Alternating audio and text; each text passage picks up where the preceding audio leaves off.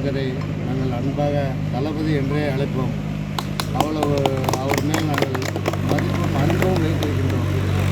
அவர் வெளியாடுவது சத்தியமாக எங்களால் மனவேதனை என்னால் தாங்க முடியவில்லை.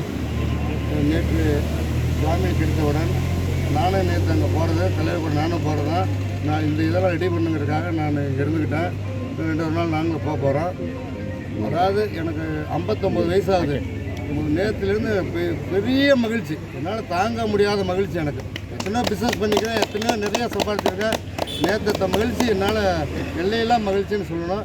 அதுக்காக இன்றைக்கி ஒரு 5000 பேர்த்துக்கு சிக்கன் பிரியாணி, முட்டை, தண்ணி பாட்டில் எல்லாம் கொடுக்கணும்னு சொல்லி இன்றைக்கி காலையில் துவங்கியிருக்கேன். நான் காலையில் 8 மணிலேருந்து காலையில் 9 மணிலேருந்து நைட்டு 8 மணி வரையிலே கொடுக்கணும். ரொம்ப மகிழ்ச்சியாக இருக்குது, ரொம்ப மகிழ்ச்சியாக இருக்குது, ரொம்ப மகிழ்ச்சி. செய்திகளை உடனுக்குடன் தெரிந்து கொள்ள உடனே சப்ஸ்கிரைப் பண்ணுங்க.